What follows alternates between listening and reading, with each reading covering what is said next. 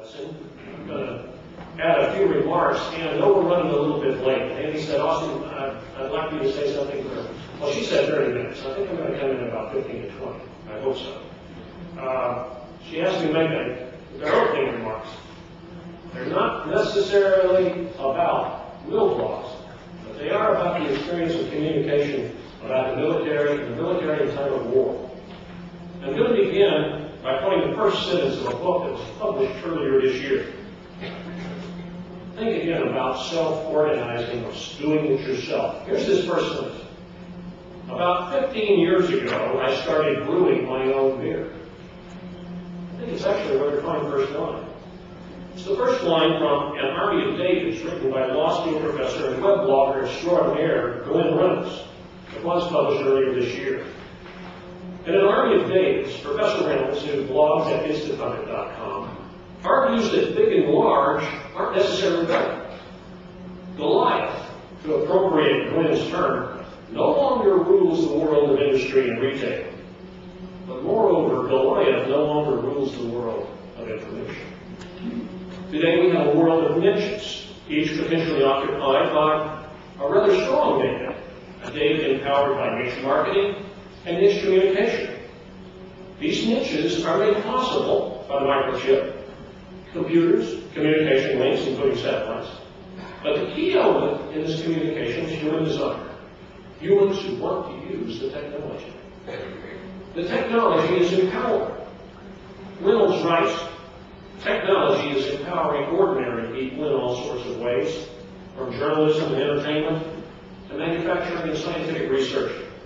And he says it will influence the future.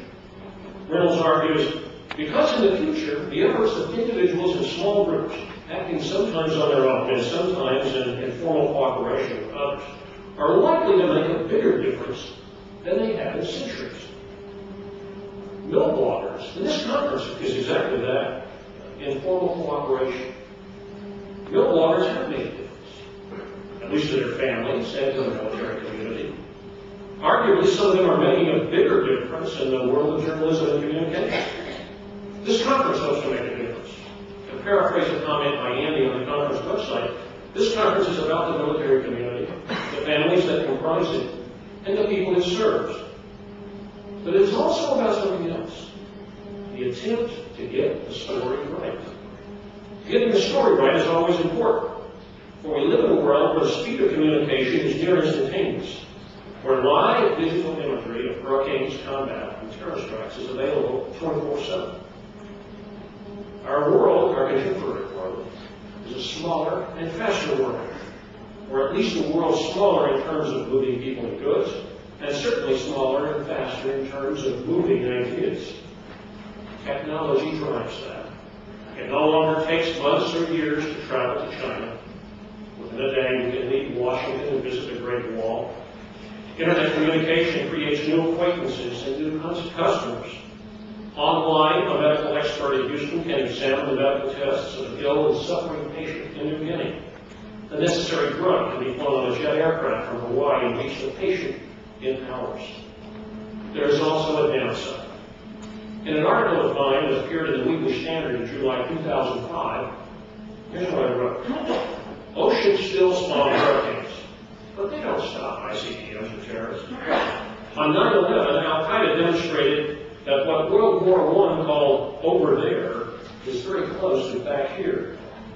Blame information and transportation technology for shrinking the planet, making the globe one more common space for trade, disease, sound bites, digital imagery, weaponry, conversation, debate, love, anger, respect, jealousy, and war.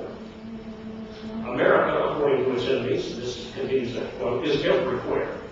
But a computer keystroke finds Al-Qaeda, Chinese spam, Nigerian scams, North Korean agitprop, Bhutanese drug prices, and Sudan's hideous genocide in Darfur. An airline ticket, a sick tourist in 22 hours moves the Asian flu from Bangkok to Denver. The upscale phrase is technological compression, but the down-to-earth 21st century fact is, all of us live next door.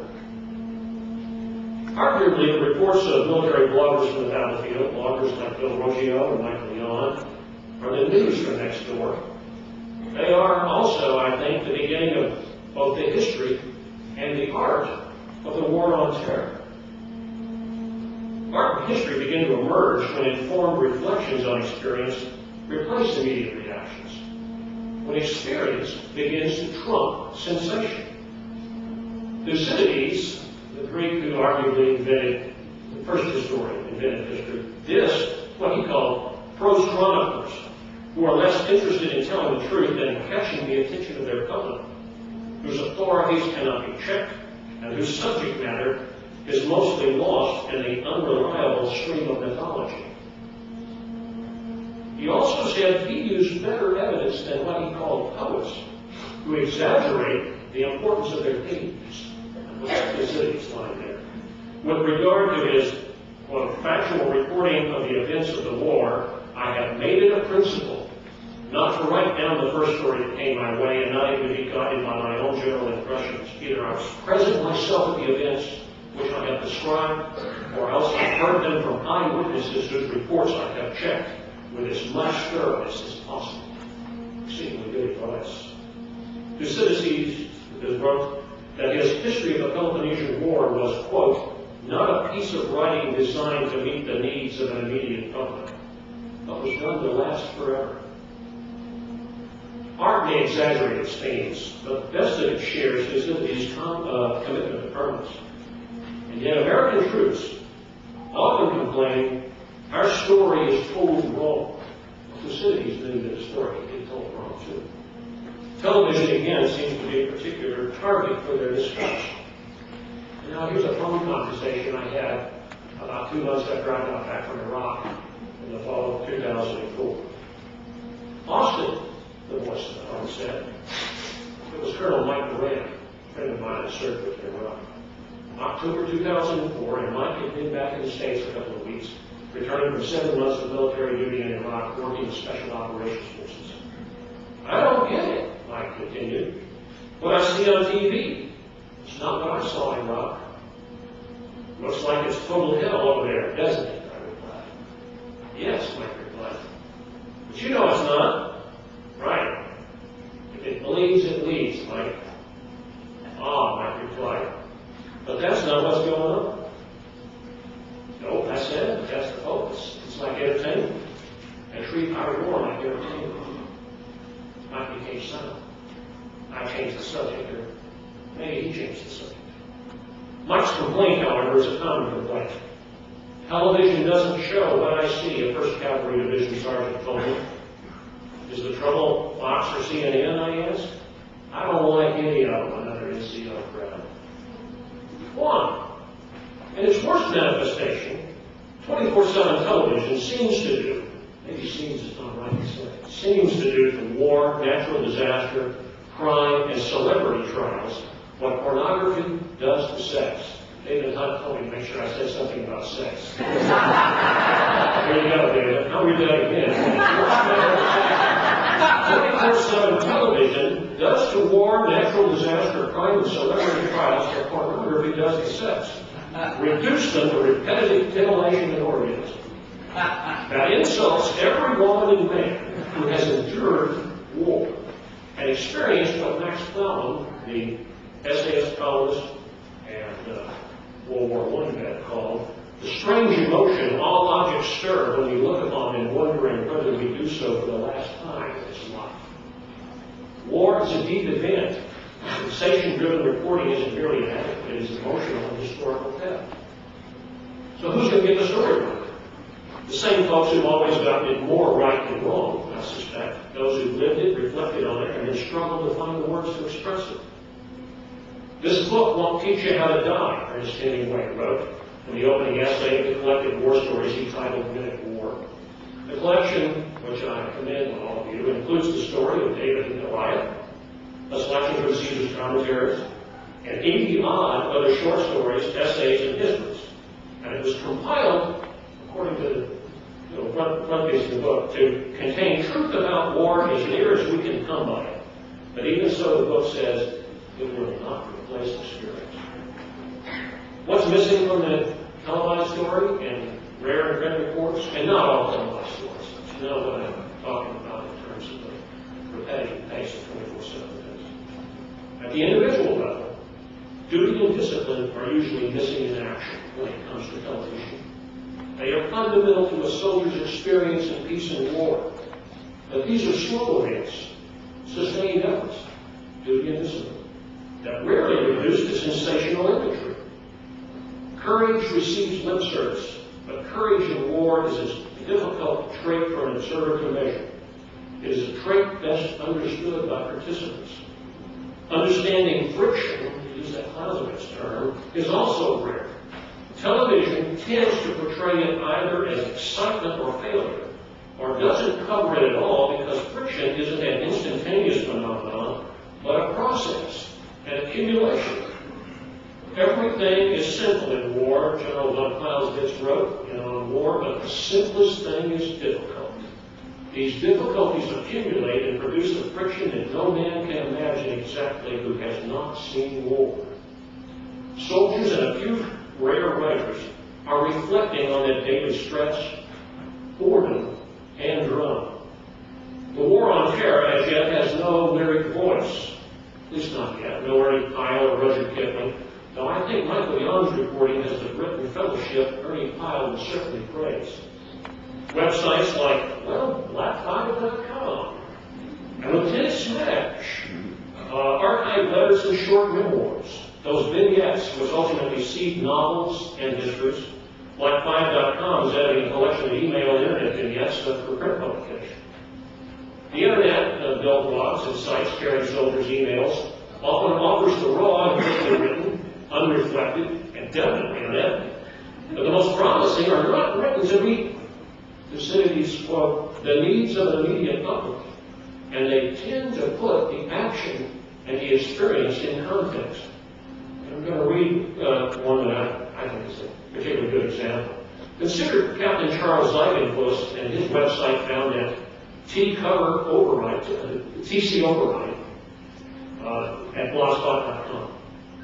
Even in a vignette, he writes with the commitment and purity of a man who wants the full story. And this is a first step towards Thucydides' desire for permanence.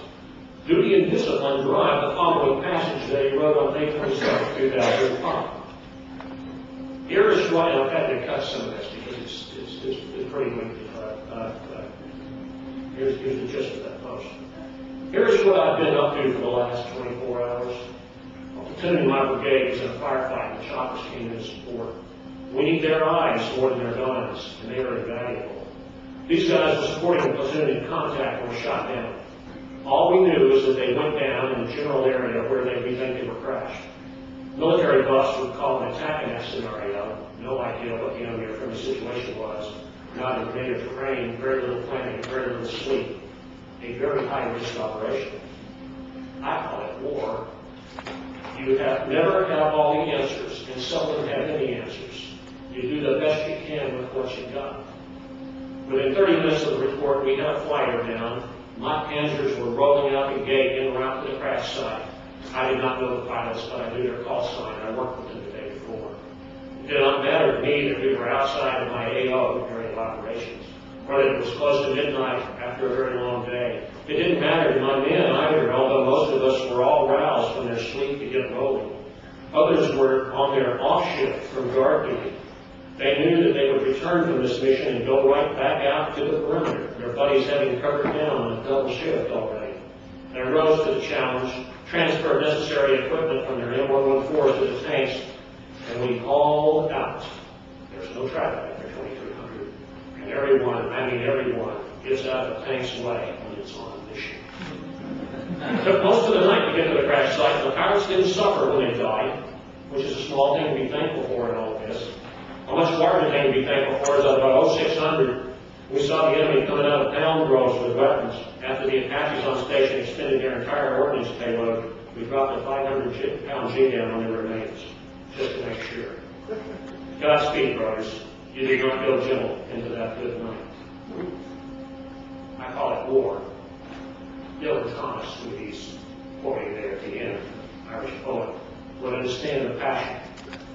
Thucydides, but understand the truth and the irony. First Lieutenant Neil Prakash posted a memory of November 12, 2004 Fallujah on his weblog, Armageddon.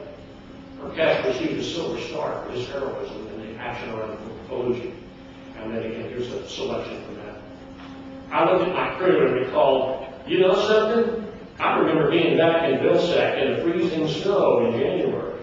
We were standing in the parking lot in front of company, and Sergeant Meadows was giving that stupid individual readiness training with a mine probe. The mine probe was a fiberglass rod with a rubber handle. And if you were ever stuck in a minefield, you were supposed to poke gently at the ground at a 45-degree angle, about 30 times per square foot. Make sure there were no lines in the ground, and then you could take a step forward. And they handed us those mine probes and said, go ahead and stick this in the ground about 4 million times with each step you take. And maybe in about 2 years, you'll work your way out of the minefield. And I thought to myself, when the hell am I going to be in a minefield? I mean, what is this, Vietnam? The Cold War? Give me a frigging break. Peep! A bullet rushed right by our heads, cutting me off. Prakash's vivid narrative revives his experience, and in doing so, he begins to make sense of sensation. Though arguably a first word, his vignette is deeply reflective. His reflection establishes the value of real life in the face of real death. The faux life of sensational imagery is utterly inadequate and provokes a deserved and utterly enlightened laugh. This conference is dedicated to the Lieutenant Prakash's and Captain Ziding forces, who are both trying to get it right, and they're both doing their duty.